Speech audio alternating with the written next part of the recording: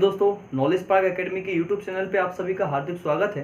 दोस्तों, आज हम नॉलेज बूस्टर सीरीज का चौथा वीडियो आए हैं जिसमें एक महत्वपूर्ण टॉपिक हम चर्चा करने वाले हैं। दोस्तों, आज का हमारा जो टॉपिक रहने वाला है वो साधारण विधेयक यानी ऑर्डिनरी बिल और धन विधेयक मनी बिल में अंतर है। दोस्तों, साधारण विधेयक क्या है, मनी बिल क्या होते हैं, वित्त बिल क्या होते हैं, इन सभी पर हम पॉलिटी की सीरीज में चर्चा कर चुके हैं। आज हम एक महत्वपूर्ण टॉपिक पर चर्चा करेंगे जिसमें हमको इन दोनों बिलों के बीच में कंपेयर, इन दोनों विधेयक के बीच में हमको क्या करना है, तुलना करनी है।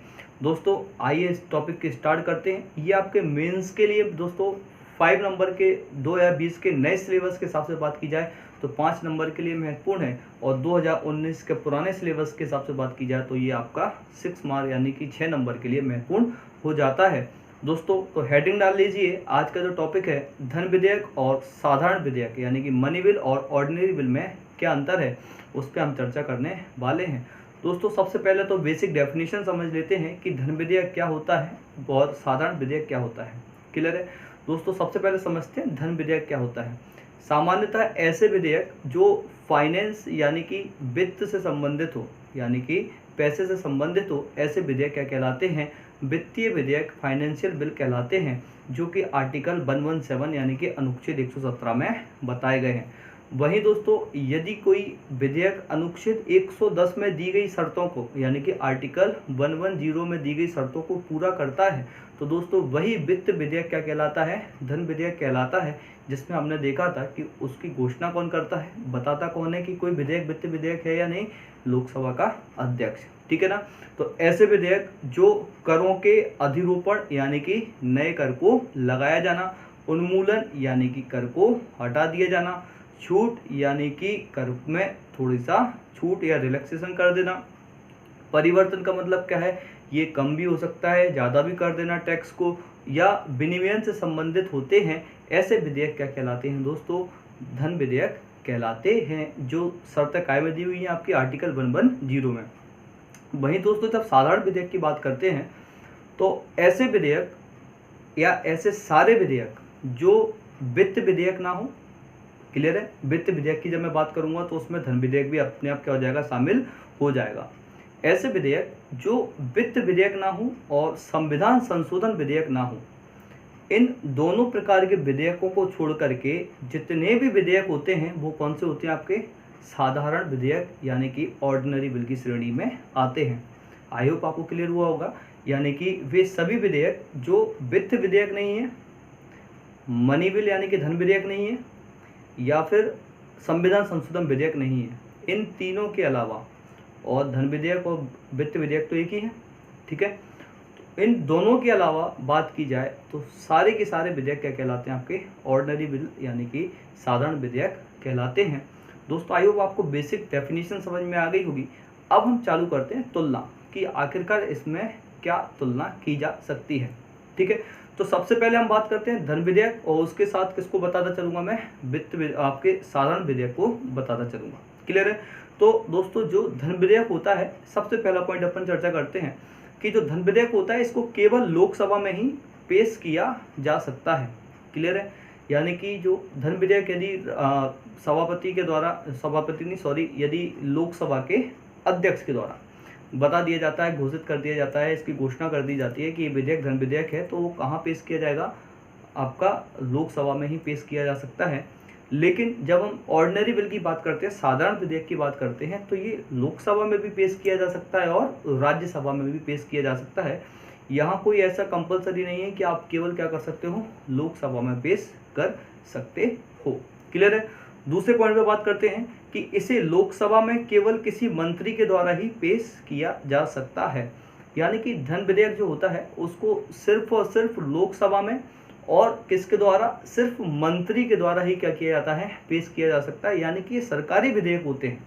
क्लियर है? ये कैसे विधेयक होते हैं, सरकारी विधेयक होते हैं। जबकि अपन साधारण विधेयक की अपन बात करें, ऑर्डिनरी विधेयक की बात करें, तो ये सरकारी भी हो सकते हैं या गैर सरकारी भी हो सकते हैं। यानी कि या तो किसी मंत्री परिषद के किसी सदस्य के द्वारा, यानी किसी मंत्री के द्वारा इनको लाया जा सकता है, या फिर किसी अन्य सदस्य के द्वारा भी लाया जा सकता है, चाहे वो सत्ता पक्ष के हो या फिर विपक्ष के हो। क्लियर है ये चीज?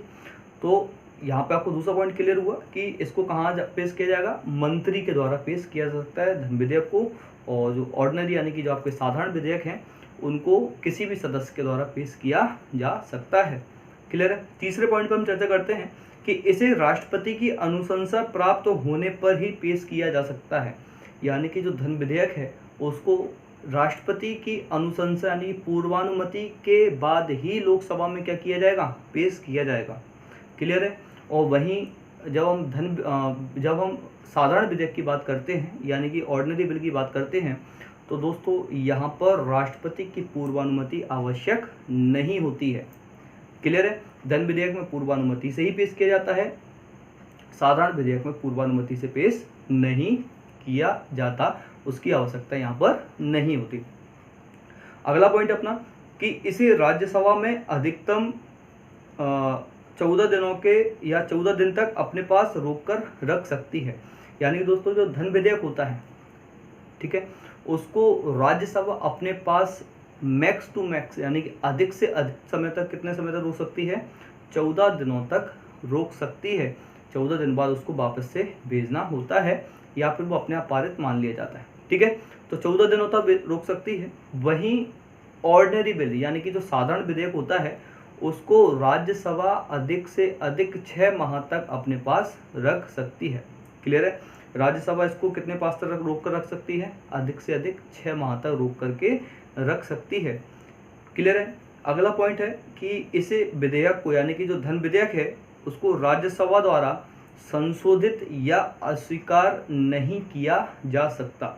यानी कि जो राज्यसभा में यदि लोकसभा से पास होने के बाद राज्यसभा में धन विधेयक जाता है तो राज्यसभा उसमें किसी भी प्रकार की छेड़छाड़ नहीं कर सकती, ना तो उसको संशोधित कर सकती है ना अस्वीकार कर सकती है। क्लियर है। हाँ, यदि उसको लगता है कि कुछ इसमें संशोधन किया जाना चाहिए तो 14 दिन के भीतर वो कहाँ भेज देगी, लोकसभा में भेज देती है संशोधन के साथ, मतलब संशोधन की जो अनुशंसा होती है उसके साथ क्या कर सकती है, भेज सकती है। क्लियर है। जबकि साधारण विधेयक की हम बात करते हैं तो साधारण विधेयक में राज्यसभा को उतनी ही शक्ति प्राप्त होती है जितनी लोकसभा को होती है। यानी कि लोकसभा से जब बिल राज्यसभा में जाता है तो राज्यसभा उसको अस्वीकार भी कर सकती है, ठीक है, संशोधित भी कर सकती है और पास भी कर ही सकती है। क्लियर है चीज। तो यहाँ पे अपन ने धन विधेयक और राज्यसभा में किसके बारे में देखा, ऑर्डिनरी बिल यानी कि साधारण विधेयक के बारे में समझा। क्लियर है। इसके बाद दोस्तों इस विधेयक को यानी कि धन विधेयक को राज्यसभा में भेजने के लिए लोकसभा अध्यक्ष की अनुमति की आवश्यकता होती है। यानी कि जब एक बार लोकसभा से वो विधेयक पास हो जाता है तो लोकसभा अध्यक्ष की अनुमति पर ही वह बिल या विधेयक कहाँ जाता है, राज्यसभा में पहुँचाया जाता है। यहाँ पर अध्यक्ष की अनुमति की आवश्यकता होती है। वहीं जब हम ऑर्डिनरी बिल की बात करते हैं यानी कि साधारण विधेयक की बात करते हैं तो उसको लोकसभा से राज्यसभा में पहुंचाने के लिए, लोकसभा से पास होने के बाद राज्यसभा में पहुंचाने के लिए अध्यक्ष की अनुमति की आवश्यकता नहीं होती। आई होप आपको ये पॉइंट भी क्लियर हुआ होगा। इसके बाद बात करते हैं दोस्तों, इस विधेयक को लोकसभा में पारित होने के बावजूद भी राष्ट्रपति के पास हस्ताक्षर के लिए भेजा जा सकता है। इस विधेयक को लोकसभा से पारित होने के बावजूद भी राष्ट्रपति के पास हस्ताक्षर के लिए भेजा जा सकता है। यानी कि इसका मतलब क्या है दोस्तों, जब धन विधेयक की हम बात करते हैं, किसकी बात करते हैं, धन विधेयक की, तो लोकसभा से पास हो गया, राज्यसभा में उसको आपने भेजा, राज्यसभा कोई भी डिसीजन यदि नहीं लेती है तो जैसे अपन ने इससे पहले वाले पॉइंट में लिखा था कि 14 दिनों तक रख सकती है, तो 14 दिन तक यदि वो किसी भी प्रकार का डिसीजन नहीं लेती है तो ऐसा मान लिया जाता है कि जिस प्रकार से, जिस स्वरूप में लोकसभा के द्वारा उस विधेयक को पास किया गया था वही स्वरूप में राज्यसभा से क्या माना जाएगा, वो पास माना जाएगा। और यानी कि सिर्फ लोकसभा से पास करके ही उसको कहाँ पहुँचाया जा सकता है, राष्ट्रपति के पास हस्ताक्षर के लिए भेजा जा सकता है। वहीं जब हम ऑर्डिनरी बिल की बात करते हैं, साधारण विधेयक की बात करते हैं, तो वहाँ पर आप राज्यसभा से पास करवाना आवश्यक हो जाता है। यानी कि दोनों सदन से पास होना जरूरी है। जब लोकसभा से पास होकर राज्यसभा में जाएगा तो राज्यसभा से पास होगा तभी राष्ट्रपति के पास जाएगा, और यदि पहले राज्यसभा में रखा गया था तो फिर लोकसभा में जाएगा और लोकसभा से पास होने के बाद राष्ट्रपति के पास जाएगा। क्लियर है? यानी कि दोनों में लोकसभा तो कॉमन है धन विधेयक में और साधारण विधेयक में, लेकिन आपका राज्यसभा कहाँ पर पावरफुल हो रही है? आपका साधारण विधेयक में। आई होप आपको पॉइंट क्लियर हुआ होगा।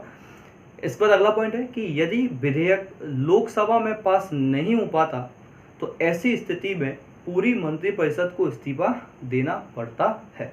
दोस्तों यहाँ पर काफ़ी बारीक अंतर है किस किस में? ऑर्डिनरी बिल यानी कि साधारण विधेयक और धन विधेयक में।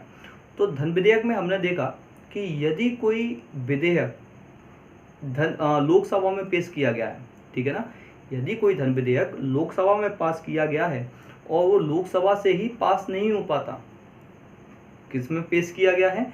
लोकसभा में पेश किया गया है और वो लोकसभा से ही पास नहीं हो पाता, तो दोस्तों मंत्रिपरिषद को इस्तीफा देना होता है। इसलिए देना होता है दोस्तों कि किसी भी विधेयक को पास करने के लिए कम से कम 50% मेजोरिटी चाहिए, 50% प्लस 1। क्लियर है? और सरकार बनाने के लिए भी इतनी मेजोरिटी चाहिए, 50% प्लस 1। अब यदि कोई बिल 50% या उससे अधिक की मेजोरिटी लेकर के नहीं आ पा रहा ताकि वो बिल पास हो जाए, तो ये कैसे मान लिया जा सकता है कि वो जो सरकार है वो अभी भी बहुमत में है, यानी कि उसके सदस्य ही पार्टी की नीतियों के साथ नहीं है। क्लियर है? तो दोस्तों जब धन विधेयक पास नहीं हो पाता है लोकसभा से तो मंत्रिपरिषद को इस्तीफा देना होता है। वहीं जब हम साधारण विधेयक की बात करते हैं तो यहाँ पे थोड़ा सा अंतर है, इसको समझना। जब साधारण विधेयक किसी सदन में, ठीक है ना, लोकसभा में यदि साधारण विधेयक पेश किया जाता है और वो साधारण विधेयक किसी मंत्री के द्वारा पेश किया जाएगा, यानी कि यदि सरकारी विधेयक के रूप में पेश किया जाएगा और वो विधेयक वहाँ से पास नहीं हो पाता है, तब तो सरकार को इस्तीफा देना होता है।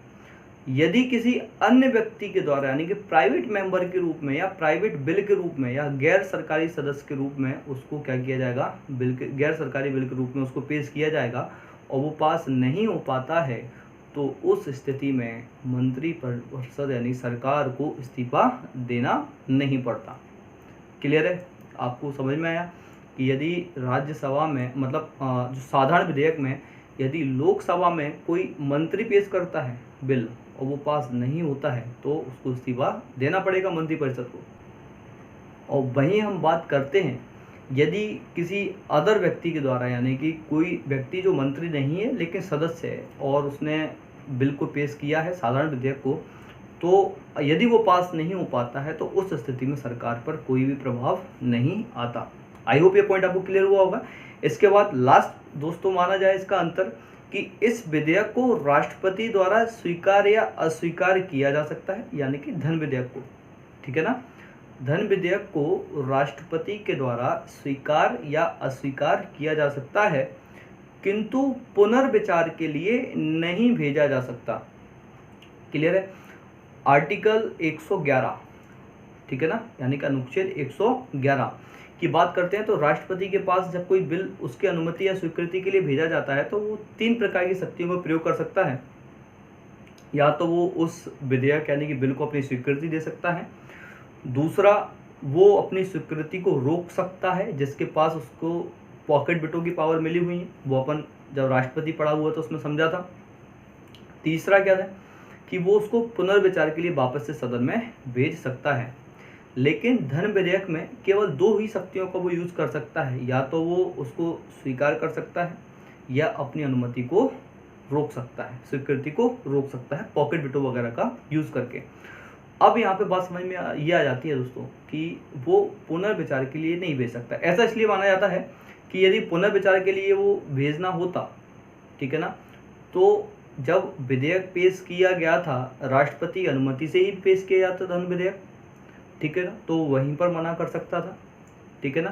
सामान्यतः क्या होता है कि चूंकि धन विधेयक को राष्ट्रपति की मतलब पूर्वानुमति से ही पेश किया जाता है, तो वो जब पास होके जाता है राष्ट्रपति के पास तो वो उसको स्वीकार कर लेता है, उसको दोबारा से पुनर्विचार के लिए नहीं भेजता।